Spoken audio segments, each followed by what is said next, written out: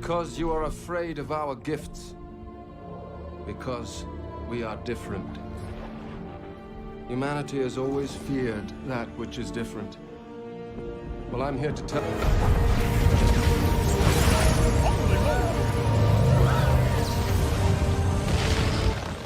Citizens of Midgard, your dull lives are about to come to an end. Prepare yourselves for the Party Prince! This is gonna be awesome!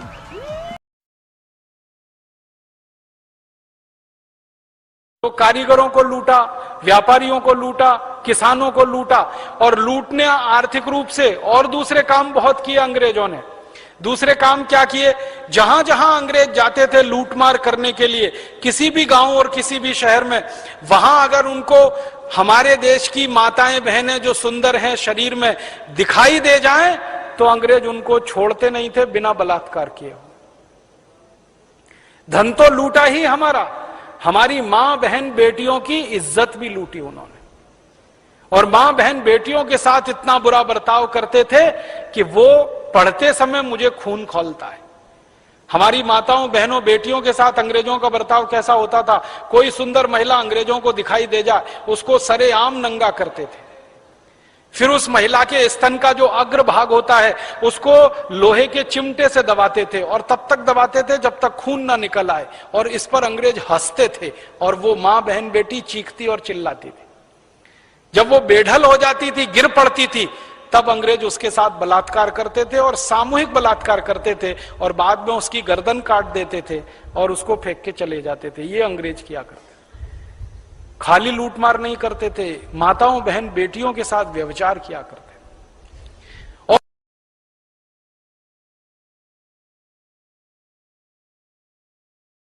कानून का उदाहरण देता हूं, यहां माताएं बहनें बहुत बड़ी संख्या में आई हैं। इनको ध्यान में रखकर एक बात कहना चाहता हूं। जब अंग्रेजों की सरकार चला करती थी तो उनका एक तरीका था भारतवासियों पर अत्याचार करने का। तो वो किसी किसान पर अत्याचार करते थे लगान वसूलने के लिए। किसानों से लगान लिया जाता था और वो 90% होता था। किसान अगर 100 क्विंटल अनाज पैदा करे तो 90 क्विंटल अंग्रेजों को देना पड़ता था। जो किसान चुपचाप देते थे अंग्रेज उनको छोड़ते थे और जो किसान नहीं देते थे लगान, अंग्रेज उनके ऊपर अत्याचार किया करते थे। तो अत्याचार में पहला काम क्या होता था? किसानों को कोड़े से पीटा जाता था। कोड़ा आप जानते हैं, चमड़े का एक बनाते हैं, उसमें लोहे की कील लगाते हैं और वो मारा जाता था। 100 कोड़े किसानों को मारे जाते थे सिर्फ इसलिए कि वो लगान नहीं दे सकते। ज्यादातर किसानों की स्थिति ये होती थी कि 5 से 7 कोड़ा खाते खाते बेहोश हो जाते थे। 100 कोड़ा पड़ते पड़ते तो उनकी मृत्यु हो जाती थी, प्राण निकल जाते थे। ज्यादातर किसानों के साथ ये होता था।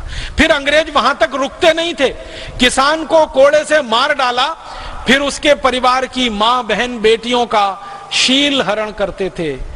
मां बहन बेटियों के कपड़े उतारे जाते थे, पूरे गांव में उनको नंगा घुमाया जाता था। फिर अंग्रेज अधिकारी सबके सामने उनका शील भंग करते थे, बलात्कार करते थे और सारे अंग्रेज अधिकारी इसमें शामिल रहते थे।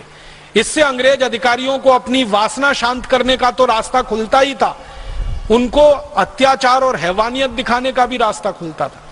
परिणाम क्या होता था? किसानों के घरों से शिकायत आती थी, मेरी मां से बलात्कार हुआ, मेरी बहन से बलात्कार हुआ, मेरी बेटी से बलात्कार हुआ। किसान ये शिकायतें लेके अंग्रेज अधिकारियों के पास आते थे। अंग्रेज अधिकारियों की समस्या ये होती थी कि अपने ही सहयोगियों के खिलाफ वो एक्शन क्या ले। मान लीजिए एक उच्च अधिकारी है अंग्रेज, उसके पास किसी किसान ने शिकायत की और उससे नीचे वाले अधिकारी ने उस किसान की मां बहन बेटी से बलात्कार किया, तो उच्च अधिकारी अपने नीचे के अधिकारी को बचाने में लग जाता था।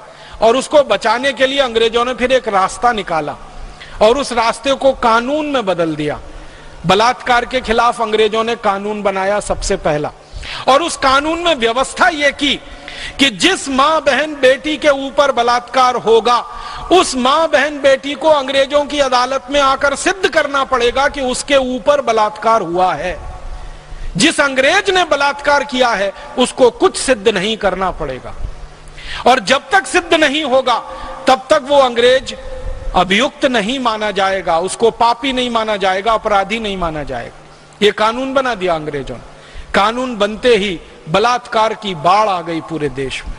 हर गांव में, हर शहर में माताओं, बहन, बेटियों की इज्जत से अंग्रेजों ने खेलना शुरू किया, क्योंकि अंग्रेजों को मालूम था कि कोई भी मां, बहन, बेटी अदालत में यह सिद्ध कर ही नहीं सकती कि उसके ऊपर बलात्कार हुआ है। कानून की गलियां ऐसी टेढ़ी बनाई गई कि किसी भी मां, बहन, बेटी को यह सिद्ध करना एकदम असंभव हो जाए कि उसके ऊपर बलात्कार हुआ है। आप देखो, इससे बड़ा दुनिया में क्या अत्याचार हो सकता है कि जिसके ऊपर अत्याचार हुआ उसे सिद्ध करना है कि उसके ऊपर अत्याचार हुआ है। जिसने अत्याचार किया उसको कुछ भी सिद्ध नहीं करना है कि इसने अत्याचार किया। परिणाम यह होता था कि 100 अंग्रेज बलात्कार करते थे भारत की माता, बहन, बेटियों से, तो उसमें से मुश्किल से 2-3 अंग्रेजों के खिलाफ साबित हो पाता था और उनको ही सजा मिल पाती थी। 97-98 अंग्रेज बिल्कुल छूट जाते थे, बाइज्जत बरी हो जाते थे और फिर वो दोबारा बलात्कार करते थे और फिर माता, बहन, बेटियों की हत्या करते थे। हमारे पास दस्तावेज हैं कई अंग्रेज अधिकारियों के, जिन्होंने अपनी पर्सनल डायरी में यह लिखा है। एक अंग्रेज अधिकारी था, उसका नाम था कर्नल नील। उसकी डायरी है, उसकी डायरी के कुछ पन्ने हैं फोटोकॉपी के रूप में।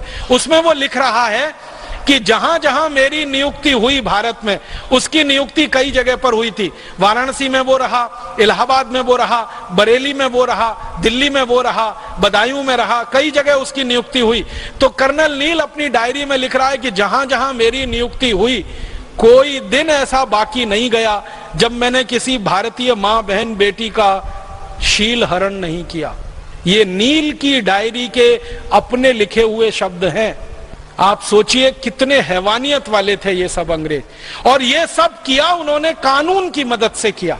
बलात्कार का कानून ऐसा बना दिया कोई भी मां, बहन, बेटी सिद्ध ही ना कर सके और किसी भी अंग्रेज को उसमें सजा ना मिल सके।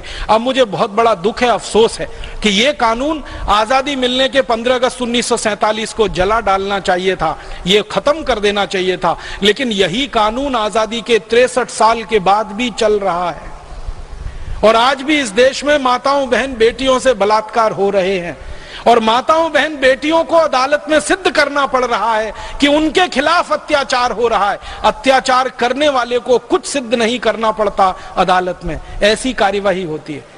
आप जानते हैं, किसी भी मां, बहन, बेटी को खुलेआम, सरेआम जवाब ऐसे सवाल पूछें कि उसके साथ बलात्कार हुआ या नहीं हुआ, वो अगर सभ्य है, थोड़ी भी सुसंस्कृत है, जवाब नहीं दे सकती है, उत्तर नहीं दे सकती है। और उसके मौन का फायदा उठाकर ये कानून हमारे देश की करोड़ों मां, बहन, बेटियों से खिलवाड़ करता है। बहुत दुख है ये कहते हुए कि बलात्कार के 100 अपराध इस देश में जब पुलिस के यहां रजिस्टर्ड होते हैं तो मात्र 5 अपराध में सजा होती है।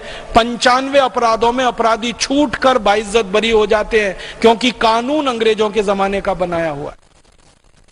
अब बलात्कार के कानून हो, चोरी डकैती के कानून हो, हिंसा के कानून हो, पुलिस के कानून हो, प्रशासन के कानून हो, टैक्स के कानून हो, शिक्षा व्यवस्था के कानून हो, या हमारे देश में ये जंगलों की सुरक्षा के कानून हो, सबके सब अंग्रेजों के बनाए हुए, सबके सब उनके चलाए हुए, तो आप कैसे उम्मीद कर सकते हैं कि भारत के लोगों को इन कानूनों से न्याय मिल जाएगा?